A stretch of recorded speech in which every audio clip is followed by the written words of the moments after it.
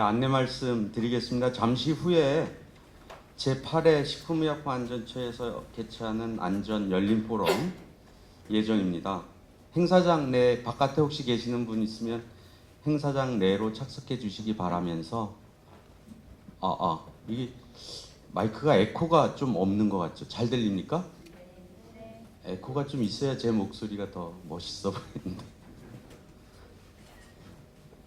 혹시 핸드폰 갖고 계신 분 있으면 와이파이 한번 해보시면 와이파이에 그 주소 그 와이파이 하면 저 SGC가 뜹니다. 그래서 그냥 접속하시면 접속이 되는데요. 오늘 이 회의가 우리 저 뒤에서 카메라 있죠. 식품의약품안전처의 그 페이스북에서 동영상 라이브 동영상으로 중계가 되고 있어요. 그래서 식약처뿐만 아니라 우리 국민 누구나 다 볼 수 있습니다. 아시는 분들이 있으면은 문자나 문자나 뭐 이렇게 좀 연락해 주셔서 오늘 이거 같이 동참할 수 있도록 해 주셔도 너무 고맙겠고요. 행사 진행에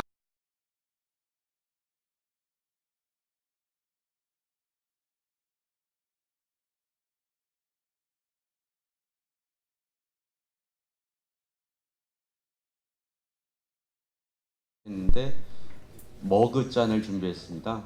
그래서 그 포장지가 아주 이쁘고 그래서 받아가시면 하나하나씩 꼭 챙겨가시길 바라면서 이제 행사를 시작하겠습니다. 행사 시작하기 전에 제가 오송에서 지금 막 올라왔는데요. 오송에서 올라오다가 기차 안에서 뭔가 좀 이렇게 계산을 좀 해봤습니다. 그 우리 한 사람당 그 세포 수가 사람 한 명당 세포 수가 한 30조 개가 된다고 해요. 30조 세포. 30조 세포 중에 이제 그 속에 유전자 얘기를 좀 하려고 하는데요. 그 유전자 DNA가 있지 않습니까? 그 세포 하나당 유전자 개수는 30억 베이스 페어가 있다고 해요. 그리고 그 베이스 페어당 3.4 나노미터라고 하니까 그러니까 이렇게 계산해 보면 한 사람당 그 DNA를 쭉 연결을 해 보면 몇 메타가 나오냐면 6조 미터가 나온답니다. 한 사람당 DNA 그 길이가 엄청난 거죠. 6조 미터. 그런데 6조 미터 이렇게 생각하면 좀 그렇지만 이 태양까지 왔다 갔다 하는 거를 생각을 해보면은 왕복으로 태양까지 한 20번을 왕복한다고 해요. 한 사람 DNA, 한 사람 몸속에 있는 DNA가 태양까지 20번을 왔다 갔다 하는 그런 거를 아까 좀 계산 좀 해봤는데 좀 신기했습니다. 그래서 그냥 시작하기에 앞서 좀 말씀드렸고요. 이제 행사를 본격적으로 시행하도록 하겠습니다. 안녕하십니까. 식품의약품안전처 소통협력과 안광수 과장입니다. 반갑습니다. 혹시 핸드폰 갖고 계시면 원활한 행사 진행을 위해서 휴대폰 진동이나 무음으로 좀 부탁드리고요. 말씀하신 대로 오늘 행사가 식약처 페이스북으로 생중계되고 있습니다. 그래서 페이스북에서 식품의약품안전처 검색해 보시면은 바로 접속 가능합니다. 저희가 이제 행사를 하면 조금 어색하지만 국민의례를 합니다. 그래서 국민의례 처음으로 먼저 국민의례를 하도록 하겠습니다. 잠깐 자리에서 일어나 전면에 국기를 향해 주시기 바랍니다. 네, 국기에 대하여 경례.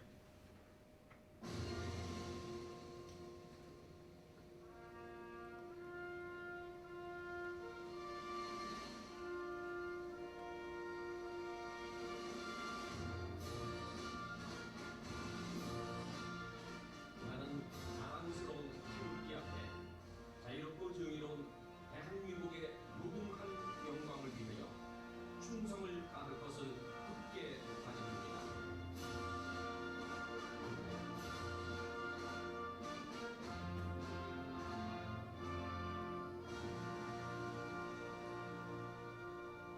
바로 이하 국민의례는 생략하겠습니다. 모두 자리에 앉아 주시기 바랍니다. 8회 열린 포럼에 앞서서 7회 때 저희가 열린 포럼 한 후속 조치 내용을 간단하게 말씀드리고 시작하도록 하겠습니다. 지난 10월 5일 그 소비자 입장에서 본 식품 알레르기 안전관리 방안에 대해서 후속 그 열린 포럼을 했습니다. 그 여러분들 책자 보시면은 책자 그 41쪽에 포토툰을 만들어 놨습니다. 그래서 그거 저번에 7회 열린 포럼 내용이 거기 있고요. 그 중에서 이제 주로 저희들한테 제언을 한 게 있습니다. 오늘도 이제 제언을 주시면 저희가 꼭 이 부분은 꼭 챙겨서 다음 열린 포럼 때 피드백을 해드리도록 노력을 하겠습니다. 한 3가지 정도 제언이 나왔는데요. 첫 번째는 알레르기 표시가 이제 가공식품에서는 제대로 표시가 돼 있는데 커피 전문점 대상으로 알레르기 표시가 안 돼 있다. 그래서 확대해야 된다라는 제언이 있었고요. 현재 그 식품위생법상으로는 커피 전문점에서 알레르기를 표시할 의무는 없습니다. 그런데 이제 어린이 식생활 안전관리 특별법에서는 어린이들이 좋아하는 기호식품, 예를 들어서 맥도날드 같은 햄버거나 아니면 뭐 피자 같은 거 이런 회사 아니 이런 식품 접객 업소에는 그 알레르기 유발 원료가 포함된 경우에는 그 표시 기준에 따라서 표시를 강제하고 있습니다. 이런 어린이 식생활 그렇지만 이제 일반적으로는 안 돼 있는데요. 커피 전문점이 어린이 기후식품을 판매하냐 하지 않냐에 대한 논란은 많이 있는데 그 이제 해석을 하기로는 커피 전문점은 어린이 뭐 햄버거나 뭐 이런 거다라고 이제 생각을 하지 않고 있다. 다만 그럼에도 불구하고 어린이들이 많이 가서 거기서 빵이나 뭐를 많이 먹으니까 이런 대형 커피 전문점에도 알레르기 유발 물질을 표시할 수 있도록 식약처에서 권고를 해서 자율적으로 하겠다라는 이런 피드백을 받았습니다. 식약처에서 이런 이제 권고를 하면 대부분의 큰 커피 전문점은 아마 그 시행을 할 거라고 생각이 듭니다. 두 번째인데요.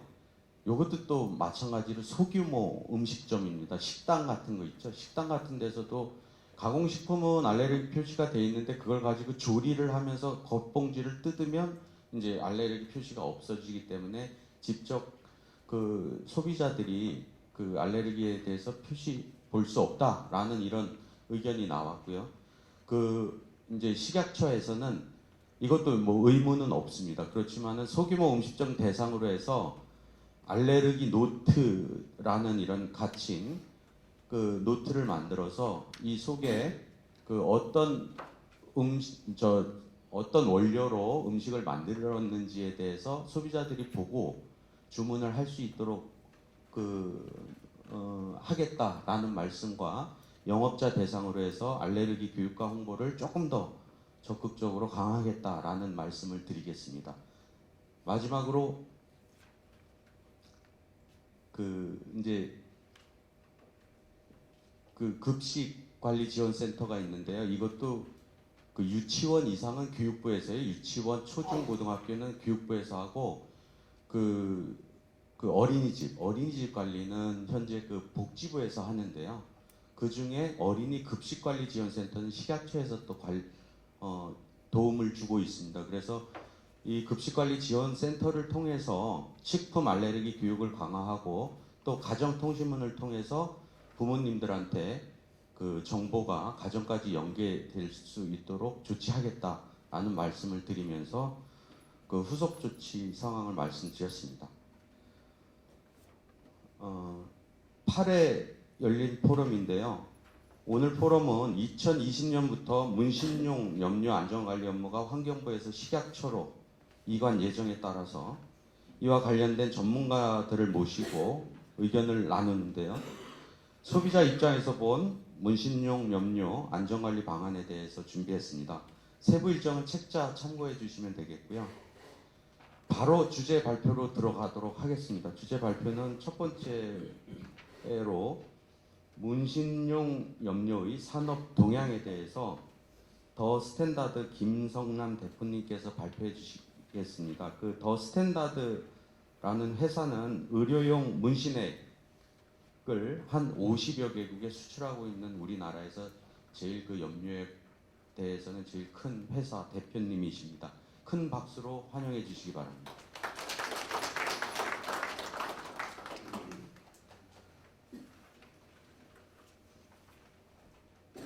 예, 안녕하십니까. 방금 소개받은 주식회사 더 스탠다드 대표이사 김성남입니다. 예. 제가 맡은 주제는 문신용 염료의 산업 동향입니다. 뭐 산업 동향이라고 해서 뭐 여러분도 이제 아시다시피 양성화되어 있지 않기 때문에 어떤 정확한 통계 수치 데이터가 완전하게 어디도 나올 수는 없습니다. 많은 부분이 이제 추정에 의했고 그래도 가능하면 밑에 출처를 파란색으로 달도록 최대한 노력했습니다. 그래서 그 부분을 발표를 하도록 하겠습니다. 여기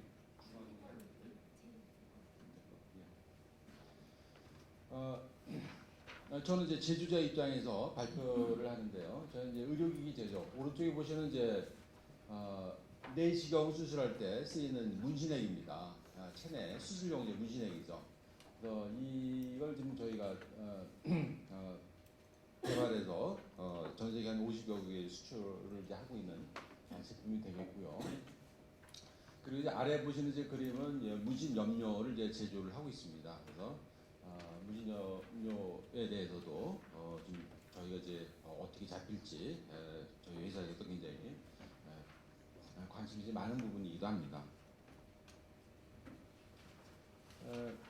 국내 문신 시장은 뭐 정확한 데이터는 없지만은 각 언론에서 취합한 그런 자료들을 한번 쭉 모아봤습니다. 아주 추정이죠. 그래서 뭐 이런 자료들이 있는데요. 뭐 참조하시기 바라고. 그나마 이제 조금 신뢰성 있는 그런 보고서라고 한다면은 유럽에서 2014년도에 나온 보고서입니다. 유럽인들은 평균 12%, 미국인들은 24% 무진한 것으로 추정한다. 여기서도 정확한 데이터는 아닙니다. 그래서 추정할 뿐이고 그렇다면 이제 우리나라는 과연 어느 정도나 했겠느냐? 우리나라 사람들이 뭐 여러분도 아시다시피 화장을 좀 다른 나라 사람들은 좀 많이 하는 편이죠.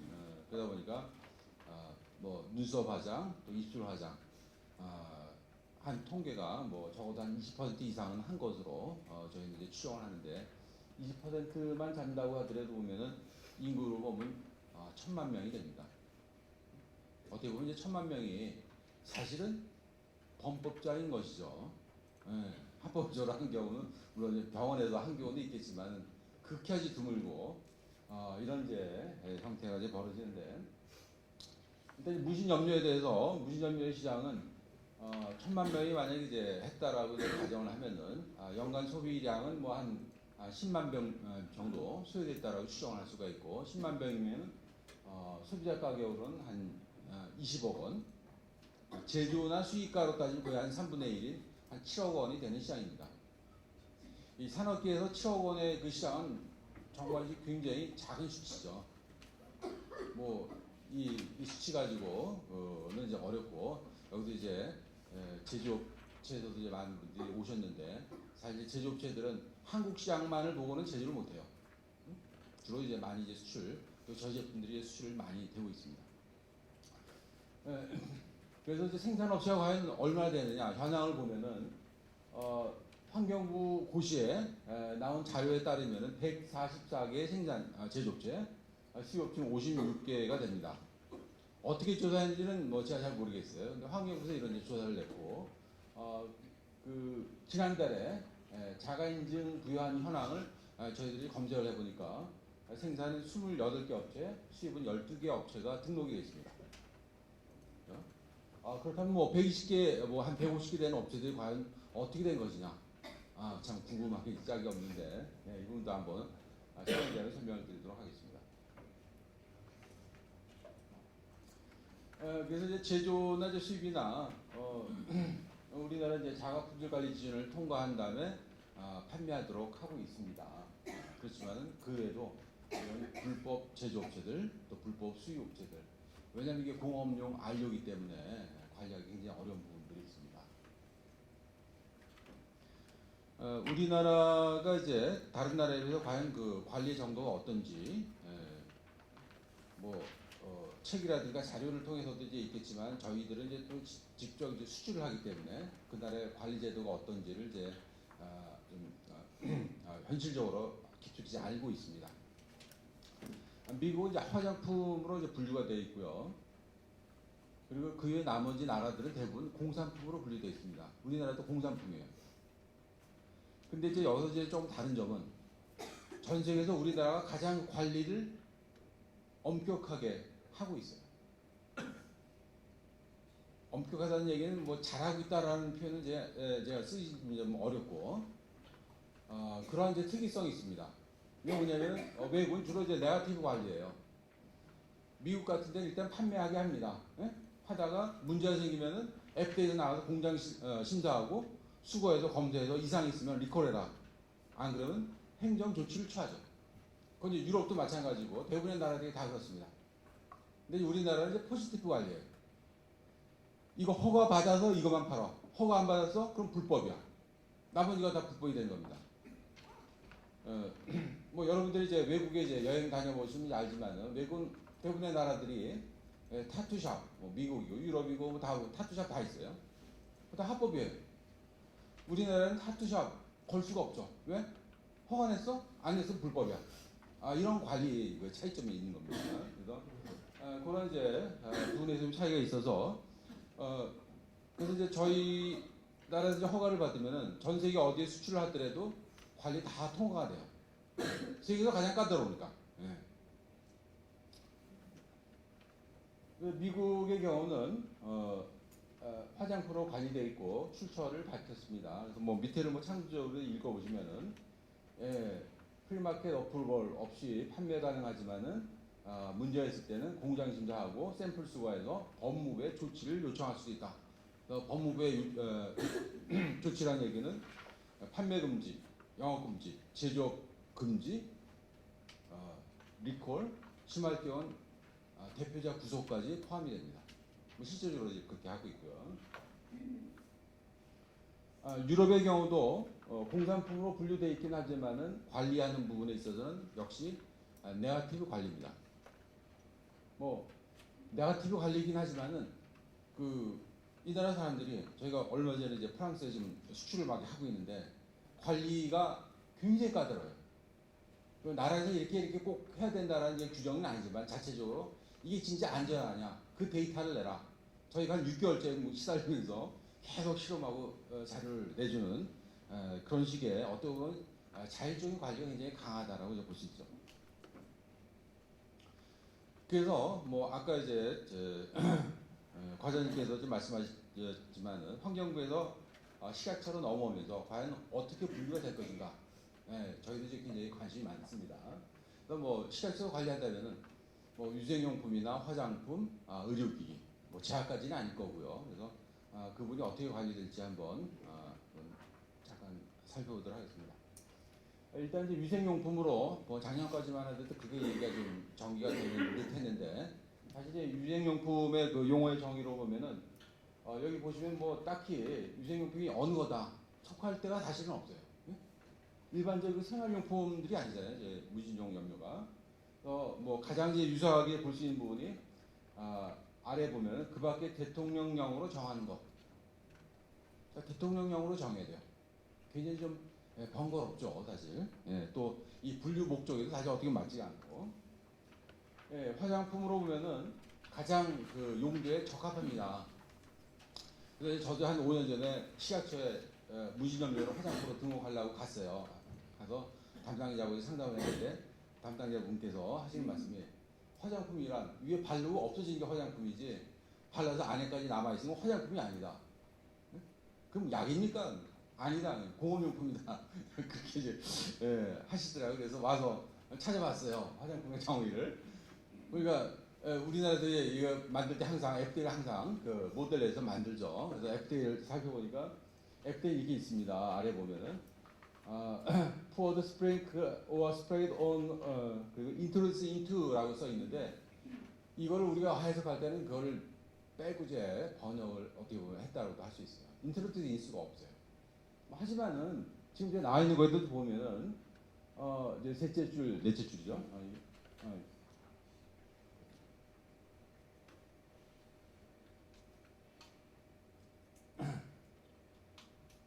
예.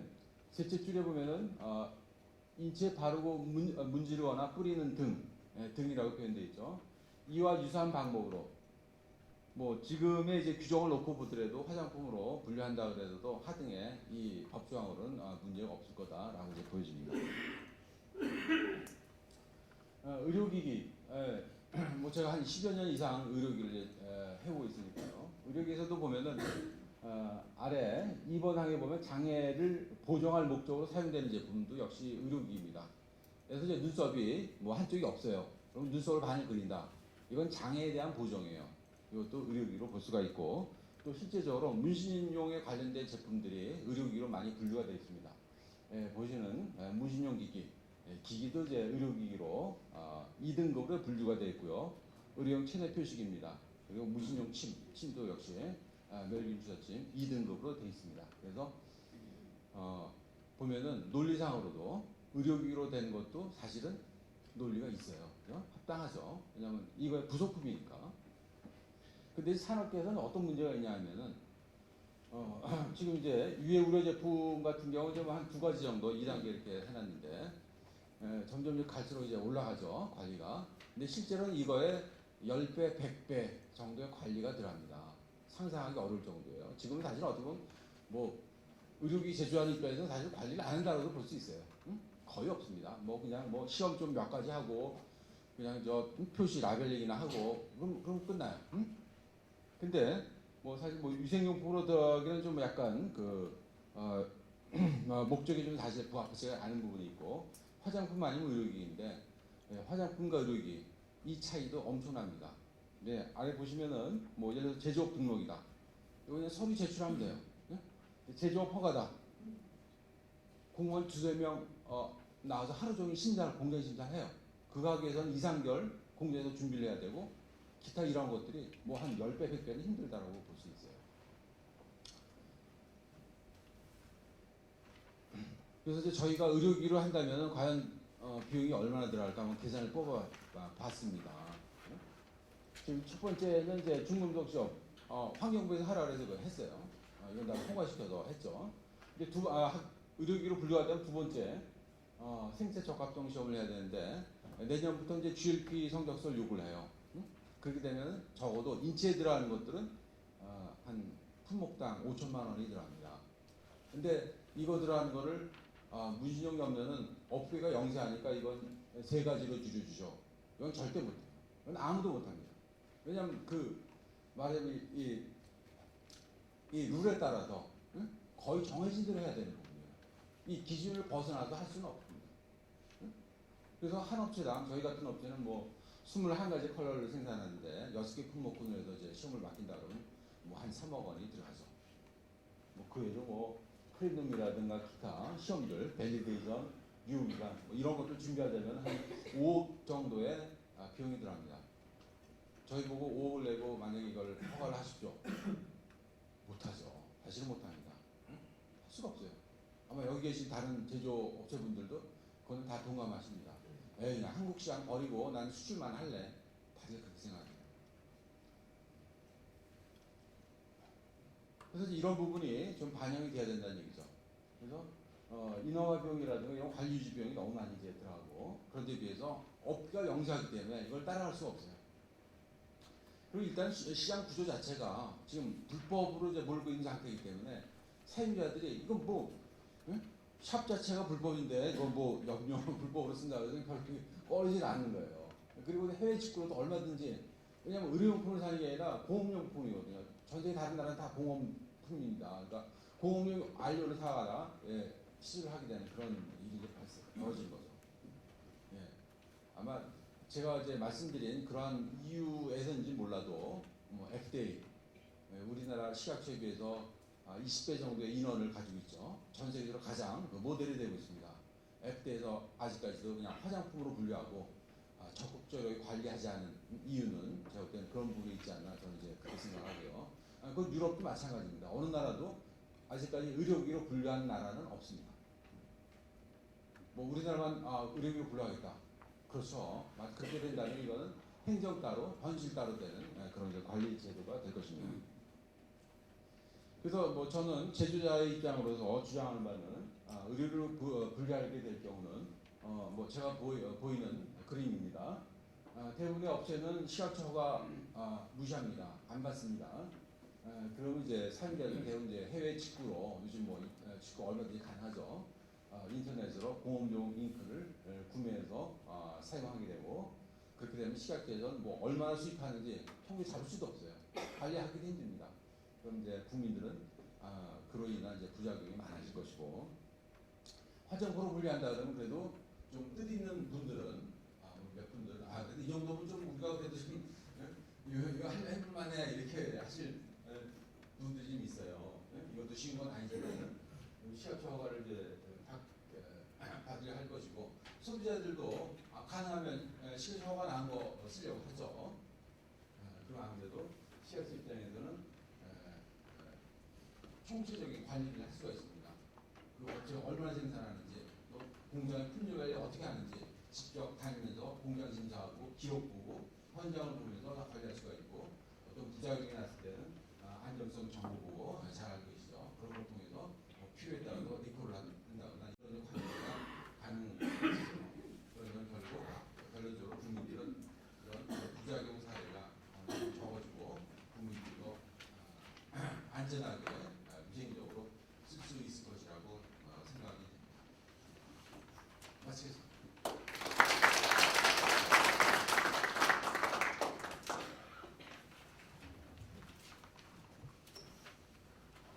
네, 분류에 따라서 시장 현황까지 아주 많이 준비하셨습니다. 네, 고생 많으셨고요. 대표님께 다시 한번 박수 부탁드립니다. 두 번째 발표로는 문신용 염료 제품 안전관리 현황이라는 주제로 환경부의 화학제품관리과에 계신 김종민 사무관님께서 발표해 주시겠습니다. 앞으로 모시겠습니다.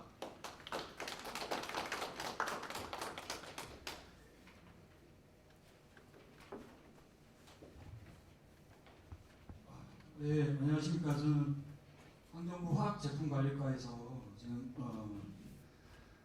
위의료 제품 업무를 좀 하고 있고요. 그래서 오늘 식약처에서 이렇게 갑자기 불러주셔가지고 사실 저희도 좀 궁금했습니다.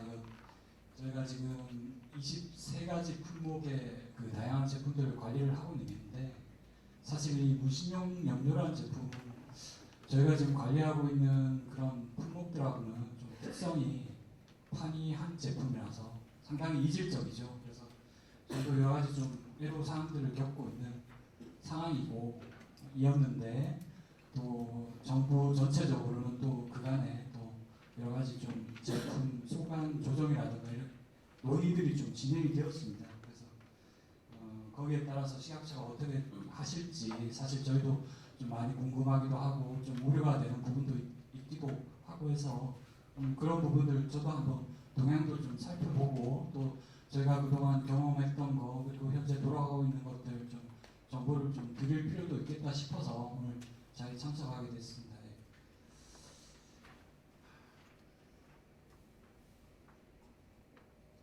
네, 먼저 이게 뭐 현황이라고 하니까 사실 뭐 내용이 그렇게 많지는 않은데요.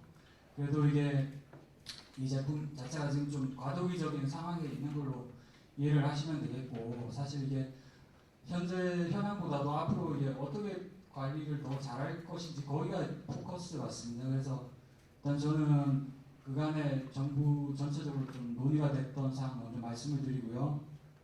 그 다음에 현재 환경부가 이 제품을 어떻게 관리하고 있는지 좀 간단하게 설명을 드리고 그리고 세 번째로 앞으로 식약처에서 관리를 하실 때 이런 부분들은 좀 참고를 하셨으면 좋겠다라고 제가 나름대로 좀 생각했던 것 좀 정리했습니다.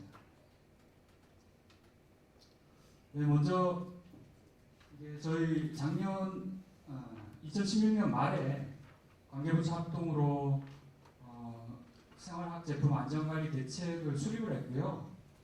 그래서 저희가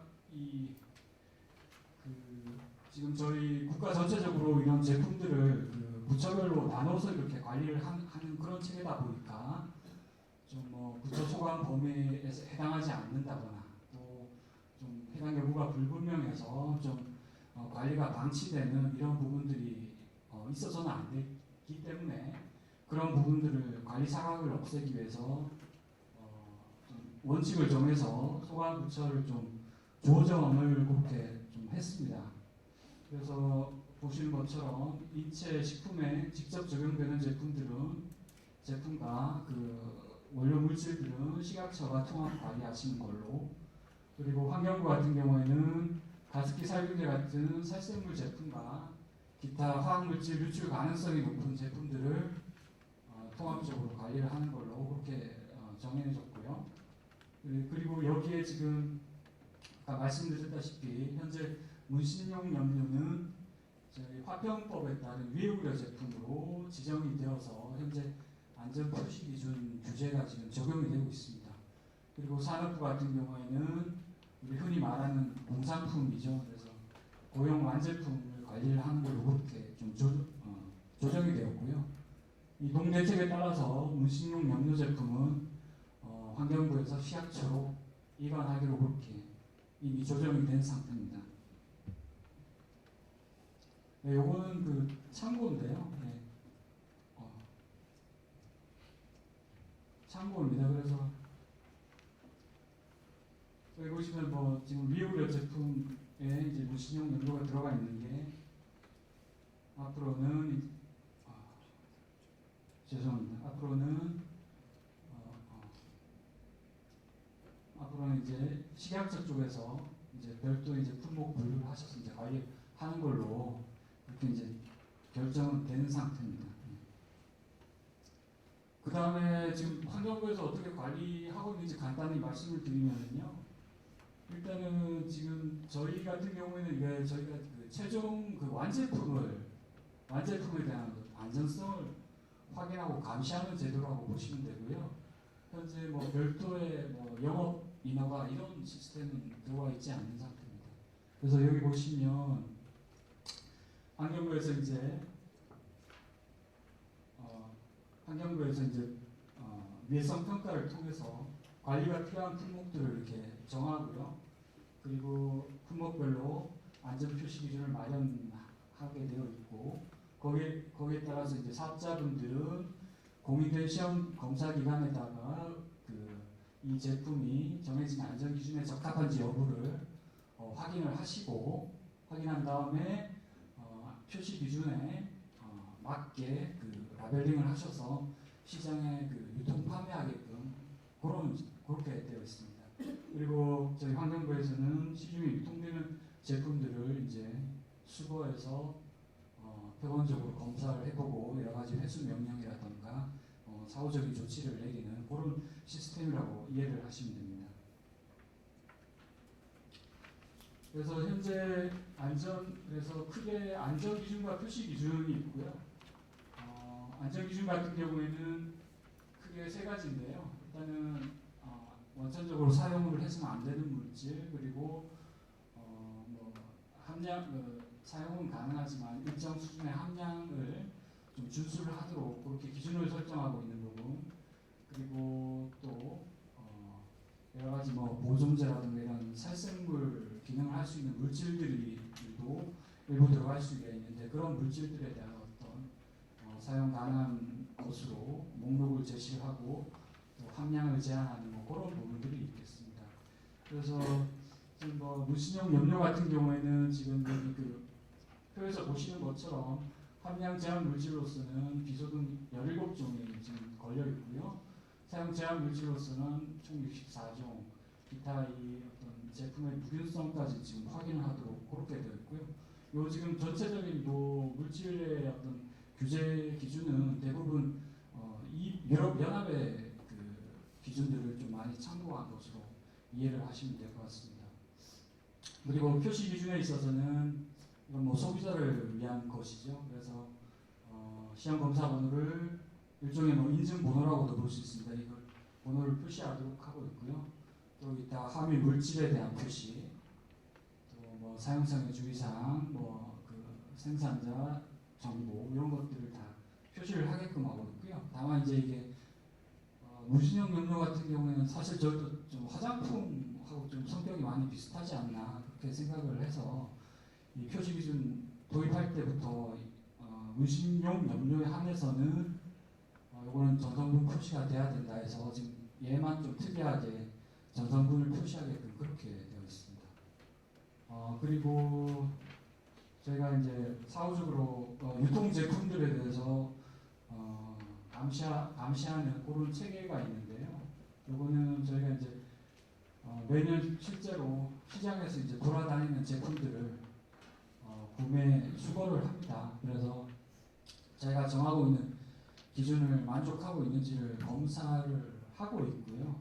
그래서 여기서 검사 기준에 적합하지 않은 제품들에 대해서는 저희들이 수시로 지금 보도 자료를 내고 있고 또 생산 수입하시는 제조자분들께는 또 회수 명령 처분이 나가고 있습니다.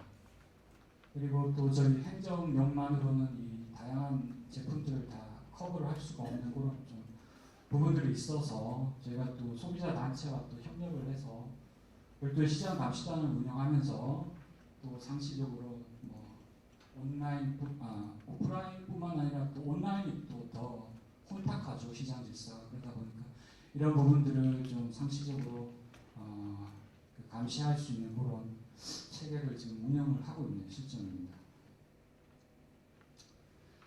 예, 그 다음에 이제 사실 이게 어쨌든 이게 지하철로 넘어가서 이제 좀 더 잘 관리가 돼야 될 텐데요. 좀 몇 가지 정책적으로 고려돼야 될 사항이 아닌가 싶은 것들 좀 뽑아봤습니다. 첫 번째는 지금 라이프 스타일이 좀 많이 변화가 있는 것 같습니다. 그래서 이게 소비층이 지금 굉장히 다양화되고 있다. 사실 이게 종전 같으면 이게 뭐 사실 일부 마니아 계층들이 이제 쓰는 그런 제품이었을 텐데, 근데 지금 보면 그렇지 않은 것 같습니다. 뭐 저희 뭐 어머니나 저희 뭐 아내 같은 경우에도 이런 제품들 아주 많이 하더라고요. 그래서 이 사실 그동안 이게 무신형 염료가 굉장히 말들이 많이 나왔었거든요. 예전부터. 근데 뭐 어떻게 하다 보니까 지금 그게 좀 갈피를 제대로 못 잡고 지금 과도기적으로 지금 환경부에 지금 와 있는 상태인데, 근데 우리가 지금 여러 가지로 지금 국민들의 어떤 생활 패턴 자체가 지금 달라지고 있는 부분에 있어서는 이건 좀 한번 고려를 좀 해야 될 사안인 것 같습니다. 그래서 이런 내용들은 뭐 제가 그냥 떠드는 소리는 아니고요. 그 한국소비자원 같은 데서도 뭐 여러 가지 보고 문건들을 지금 생산을 하고 있습니다. 그래서 이런 어떤 생활 양상의 변화들을 우리가 쉽게 인지를 할 수 있는 것 같습니다. 그래서 어쨌든 이런 제품뿐만 아니라 여러 가지 시술 과정에서도 부작용이 있을 수 있는 거기 때문에 여기에 대한 어떤 안전 조치를 좀 수단을 더 강화하는 데 있어서 여러 가지 좀 아이디어가 필요하지 않나 일단 이렇게 생각을 하고 있습니다. 그 다음에 두 번째는 소비자 안전과 규제 부담의 어떤 균형의 문제인데요. 이게 아까 김성남 대표님께서도 뭐 이런 부분 잘 지적을 해주신 것 같습니다. 그래서 이게 사실 물론 소비자 안전을 위해서 저희가 뭐 어떤 규제 강도를 뭐 높여가야 되는 건 사실이긴 한데, 또 저희가 또 너무 일방적으로 강하게 나가다가 이런 제품들이 아예 다 그냥 음지로 숨어버리면 그것도 어떤 전체적인 국민 보건이나 후생 이런 측면에서 바람직한 거는 아닌 것 같습니다. 그래서 정책을 하는 입장에서 이런 부분들이 좀 상당히 균형이 이루어져야 되는데, 사실 이해 관계자들마다 원하시는 바들의 어떤 격차가 너무나 크기 때문에 이건 상당히 좀 어려운 문제인 것 같기도 하고요. 그래서 일단 지금 어쨌든 시학처에서 좀 여러 가지 뭐 조사나 연구사업도 지금 하셔야 될 상황이니까 하실 때 있어서 어떤 해당 산업 전반의 실태를 좀 면밀하게 좀 살펴보셔야 되지 않냐 그런 생각이 들고요. 그리고 필요하다면 일정 수준의 어떤 그 역량이나 의지를 갖춘 사업자만 시장에 좀 들어올 수 있게끔 그 업 인허가 체계를 좀 도입하는 방안도 좀 검토하실 필요가 있을 것 같습니다. 그 다음에 마지막으로 이거는 좀 산업적인 가치에 대한 판단인데요. 이게 뭐 뷰티 산업의 일부로서 좀 경제적 가치가 있다고 판단이 된다면, 다만 이거는 안전성 확보를 전제로 드리는 말씀입니다. 이 부분 오해는 없으셨으면 하고요. 그래서 이게 관리 품목을 분류하실 때 좀 그런 부분도 좀 고려가 필요하지 않냐. 실제 뭐 요즘 우리 지금 국내 화장품 업계가 지금 굉장히 좀 잘 나가는 걸로 알고 있는데, 사실 일각에서는 좀 이렇게 평가하기도 합니다. 이런 그런 부분들이 물론 업계에서도 뭐 치열하게 노력을 하신 뭐 그런 성과이긴 하겠지만, 또 우리가 화장품법이랑 어떤 법 제도적인 측면에서도 여러 가지로 뒷받침을 해준 그런 어떤 결과다, 이렇게 좀 해석을 하는 부분도 있어서 좀 같이 말씀을 드리는 거고요. 그래서 실제로 보면 뭐 최근에 그 스타일 난다 같은 데는 뭐 그 로레알사에 약 4천억 정도의 지금 매각이 된 걸로 좀 그렇게 알고 있습니다. 그래서 지금 여러 가지 이런 다양한 고려할 만한 점들이 있기 때문에 앞으로 이런 부분도 좀 제도 설계하시는 데 있어서 어떤 시사점도 좀 참고를 해주셨으면 합니다. 이건 그 마지막으로 좀 드리고 싶은 말씀인데요. 이게 사실 저희가 그 환경부가 이제 가습기 살균제 사건 터지면서 굉장히 좀 그 중간에서 좀 여러 가지로 좀 많이 힘들었던 측면들이 있습니다. 그런데 그런 부분들을 좀 차분히 좀 살펴볼 필요가 있고요. 그래서 이건 어떤 굉장히 큰 참사였죠. 그래서 그런 어떤 사회적인 그 부정의에 대한 어떤 공분이라고 뭐 흔히들 표현을 하는데요. 그런 어떤 분노 반응이 지금 당연히 있을 수밖에 없고요.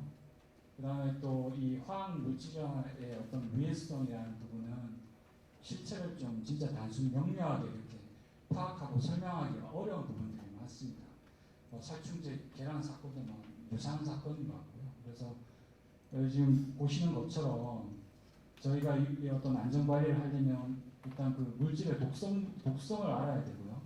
또 사용하는 과정에서 어떤 노출을 적정한 수준으로 이제 잘 통제를 해야만 이 어떤 위험을 줄일 수가 있는 부분인데, 사실 이제 이 독성을 이제 파악하는 부분들은 저희들이 이제 환경부가 이제 화평법이라든가 최근에 제정이 된 그 살생물제법에 따라서 이제 지금 막 시작을 하고 있는 단계입니다. 그래서 여러 가지 아직까지도 그런 과도기적인 상황에 있는 거기 때문에 아직도 좀 여러 가지로 어려운 점이 있다라는 부분이고요. 그리고 또 이건 또 어떤 리스크 커뮤니케이션 상에 있어서 여러 가지로 이런 그 불안과 공포를 좀 증폭시키는 그런 것들 좀 선호하는 경향성들이 우리 사회에 좀 적잖이 있는 것 같습니다. 그래서 이런 부분들은 이게 그냥 단순한 변수도 아니고요. 앞으로도 계속될 겁니다. 그래서 저희가 어떤 업계에서는 어떤 무너진 신뢰를 좀 회복하기 위한 노력이 필요하고, 또 정부도 여러 가지 법 제도적인 어떤 완성도를 더 높여야 될 거고, 또 언론이나 우리 사회 전반에서도 이런 여러 가지 한계가 있다는 점 좀 명확하게 인식을 하고 조금 더 침착하게 좀 대응할 필요가 있다라는 게 제 개인적인 생각이고요. 그런 것들을 위해서 우리 사회가 전반적으로 더 노력을 하고 좀 대화를 더 많이 해야 된다, 그런 점을 좀 말씀을 드리고 싶은 거고요. 끝으로 또 이렇게 무신형 연료를 또 더 이렇게 잘 관리하기 위해서 오늘 같이 이렇게 좋은 자리 마련해 주시고 또 이렇게 여러 가지 바쁘실 텐데 이 자리 참석해 주신 우리 업계 관계자분들한테도 감사를 드립니다. 네, 고맙습니다.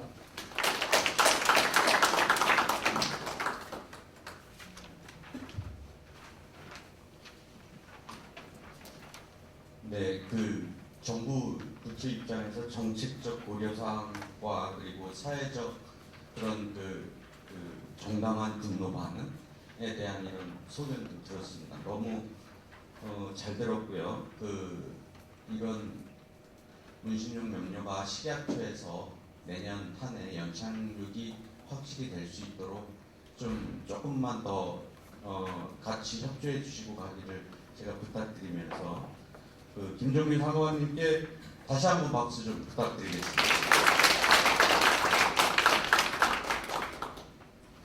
세 번째 발표 오늘 마지막인데요. 재외국 관리 현황 및 부작용 사례에 대해서 세명대학교 박정수 교수님께서 발표해 주시겠습니다. 교수님께서는 보건의료연구원 계실 때 그때 문신 관련 연구 사업이나 많은 자료를 그 연구하셨던 그런 경험이 있어서 오늘 모시게 됐습니다. 큰 박수 부탁드립니다.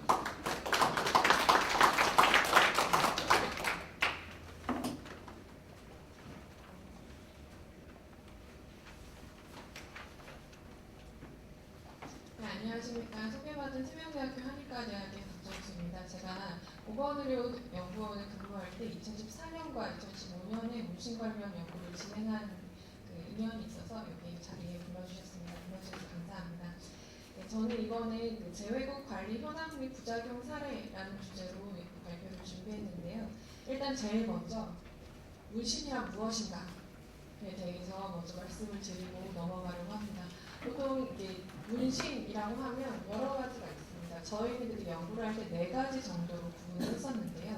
첫 번째는 보통 이제 그 흔히 말씀하시는 용문신류 이런 쪽을 서화 문신이라고 했었습니다. 예술 문신이라고 하시는 분들도 계신데요.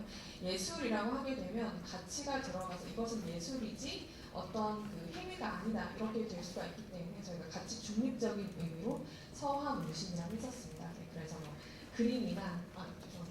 그림이나 글씨다라고 해서 서화 문신이라고 했고요. 옆에 보시는 외상 문신 같은 경우는 이제 뭐 넘어지거나 해서 의도치 않게 뭐 아스팔트나 연필심 같은 게 이렇게 끼어들 수가 있습니다. 그래서 그 자국이 남는 걸 외상 문신이라고 하고요. 미용 문신은 보통 알고 계시는 그 반영 화장, 눈썹이나 아이라인이나 입술이나 그런 반영 화장으로 했고요. 의료 문신은 그 아까 그 김성란 대표님께서 말씀하시는 그 표시용으로 문신을 하든가 아니면 이제 요즘에는 그 백반증을 커버하거나 아니면 이제 그 요즘에 탈모로 고민하시는 분들이 이렇게 탈모 부위에 이렇게 그림을 그리기도 합니다. 네, 그래서 그런 정도로 분류를 해봤고요. 사실 외상 문신은 의도치 않은 사건이기 때문에 저희가 크게 이 분류를 했었고 정의로는 피부를 뚫고 염료를 주입한다를 정의로 했습니다. 왜냐하면 헤나 같은 것은 글이기 때문에 피부를 뚫지 않거든요. 그래서 그런 것들은 문신에서 제외하였습니다. 네, 그래서 저희가 실태 파악을 위해서 굉장히 많이 노력을 했었는데요. 굉장히 어려웠습니다. 왜냐하면 이게 하시는 분도 불법이고요. 받으시는 분들도 대부분 불법이라는 걸 인지하고 계세요. 그래서 실태를 조사하기가 너무 어려워서 그 피술자라고 하시는 분들은 이제 하신 분들입니다. 근데 사실 문신을 왜 할까? 문신을 왜 할까? 알 수가 없는 겁니다. 의료 행위가 아니기 때문에 꼭 받아야 될 필요는 없거든요. 그래서 저희가 그럼 왜 할까? 저희는 이건 주로 서화 문신, 그 유문신 쪽으로 얘기를 했었는데요. 일단 친구들이 하거나 대중 노출이 생기거나 그런 관심이 생깁니다. 나도 한번 해볼까? 그럼 이제 그때부터 정보를 이제 검색하기 시작하죠. 홍대 쪽에 타투가 괜찮아, 홍대 타투샵 이런 식으로 검색을 해서 마음에 드는 사람이 이 사람 그림이 마음에 드는데 나도 한번 해볼까? 이렇게 고민을 하다가 갑자기 친구가 나도 할 건데 같이 할래? 이런 식으로 하면 같이 가게 되거나 아니면은 외국에서는 스크래처라고 하기도 하는데요. 전문 타투이스트가 아니고 그 이제 실습용으로 이렇게 야 내가 이거 기계 샀는데 같이 한번 해볼래? 너 해볼래? 이런 식으로 하시는 분들도 계셨습니다.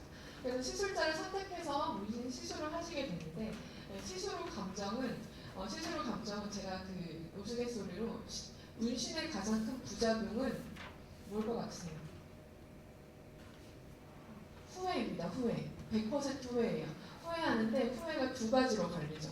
어떤 분들은 문신 자체에 대해서 후회하신다. 이걸 왜 했지? 이렇게 하시는 분들 계시고요. 이게 없었으면 더 크고 이쁜 걸 여기 할 수 있었을 텐데 이런 식으로 가시는 분도 있습니다. 그래서 그거에 영향을 미치는 거는 그 그림의 결과. 그림이 되게 이쁘게 나오면 굉장히 만족하세요. 근데 어떤 유해 사례가 발생하지 않았더라도 눈썹을 했는데 짝짝이가 됐어 이런 식으로 마음에 들지 않으면 후회를 하십니다. 혹은 그 유해 사례가 생겼더라도 시술자와의 관계가 굉장히 중요해요. 내가 이거 시술을 할 때 그 시술자분이 나의 말을 잘 들어주고 이분은 원래 실력이 있는 분인데 어쩌다가 됐다라고 하면 유해 사례가 생겼는데도 불구하고 그분께 다시 가서 시술을 받는 경우도 있었습니다. 네, 그런 경우도 있고요. 그래서 이제 그 시술을 받은 이후에 감정이 들고 그럼 어떻게 해야 되느냐? 시술을 행동이 되는데 이제 가만히 놔두거나 제거하거나 더 큰 문신을 하거나 이런 경우가 있는데 그 제거할 때 후회해서 제거하시는 분들은 거의 없어요. 제거하시는 분들은 죄송합니다. 제거하시는 분들은 취업에 영향이 있을까봐 제거하시는 분들.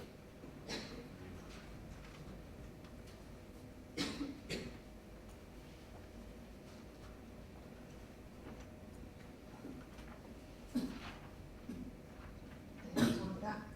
네, 그렇게 되고요.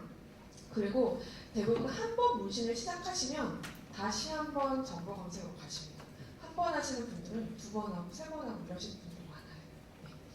그래서 저희가 그때 이 연구에서는 그 동의서와 설명문을 알려줘서 이 위험에 대해서 알려야겠다라는 연구가 있었고요. 그러면 문신으로 나타날 수 있는 유해 사례는 뭐가 있을까 해서 저희가 이거를 사실 조사를 할 수는 없었습니다. 그래서 문헌으로 보고된 그 유해 사례를 조사를 했었는데요. 유해 사례는 크게 빨갛게 되고 아프고 감염이 생기고 면역 관련 질환이 있고 신생물이 생기고 기타 등이 있었는데요. 일단 문신 자체가 상처를 내는 겁니다. 피부에 상처를 내는 거예요. 그래서 대부분 아픕니다. 아프고 그리고 빨개지는데 대체로 2주 이내면 소실이 되는 게 정상이라고 봅니다. 그런데 그 이후에도 계속 아픈 경우가 있어요. 계속 아픈 경우. 그때는 이제 아이라인 같은 걸 할 때 눈을 뚫었다든가 각막을 뚫었다든가 이런 식으로 실제로 물리적 손상이 있을 때 발적이나 통증이 계속 유지될 수 있습니다. 그 외 감염 같은 경우는 이제 뭐 이렇게 박테리아나 아니면 기형 간염, HIV, 매독 같은 것이 피부를 뚫고 염료를 주입하기 때문에 가능성을 배제할 수 없는 수준입니다. 면역 관련 질환 등이 가장 많이 보고가 됐었는데요.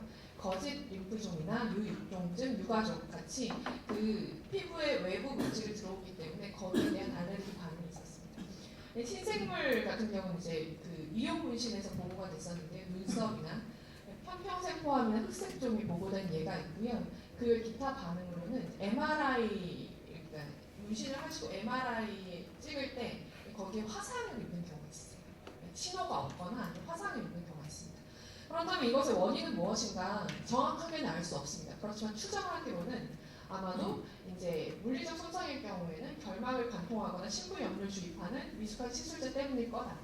감염은 아마도 오염된 염료나 오염된 도구, 불결한 환경 때문일 거다. 면역 관련은 아마도 오염된 염료나 도구 때문일 거다.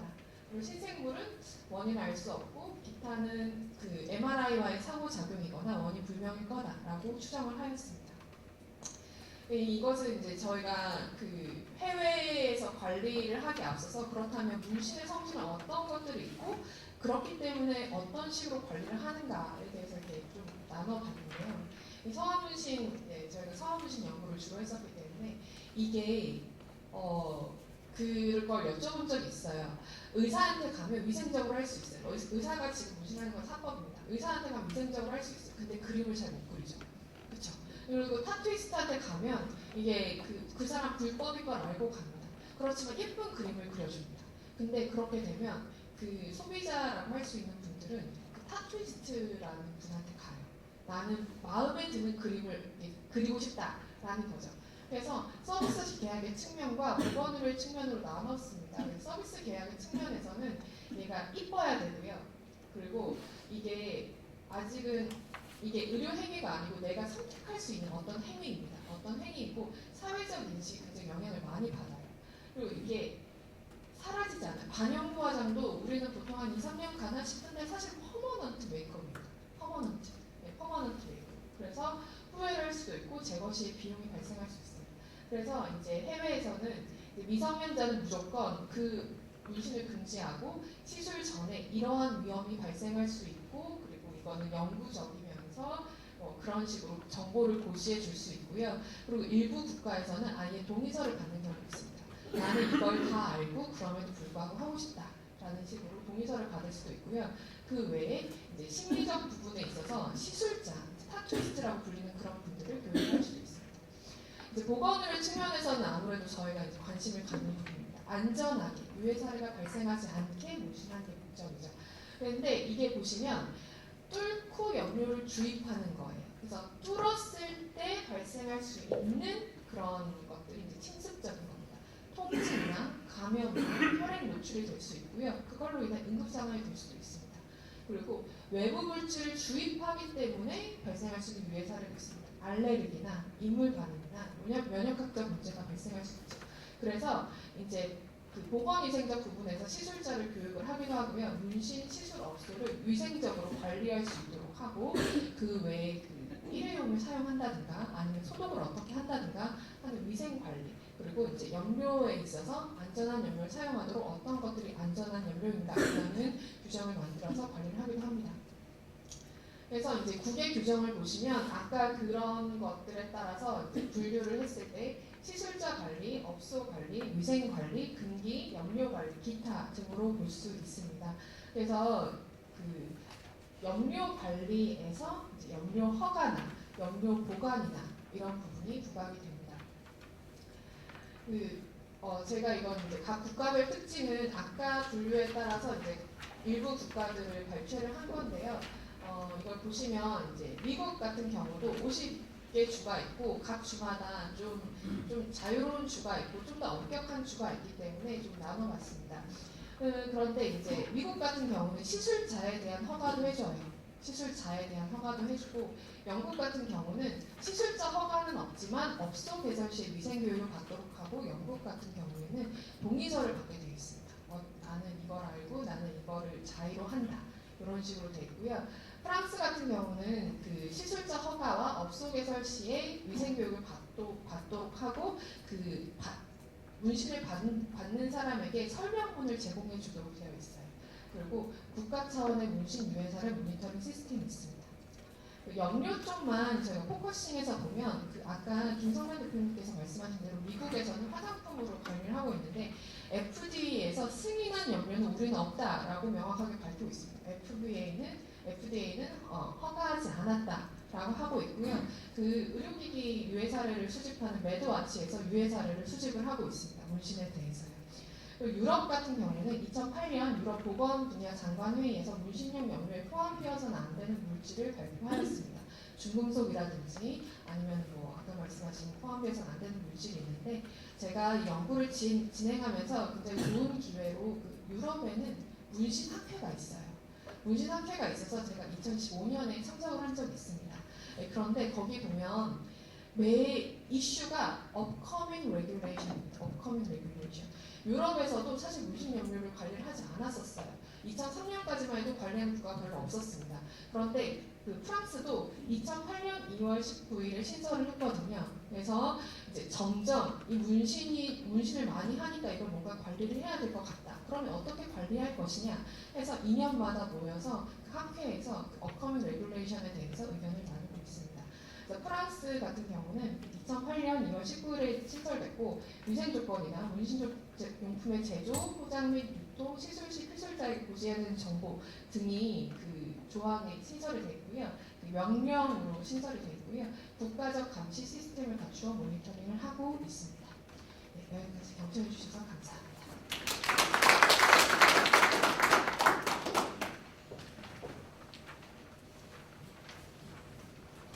네, 연구 결과 그 자세하게 배경부터 설명해 주신 교수님께 다시 한번 큰 박수 부탁드립니다.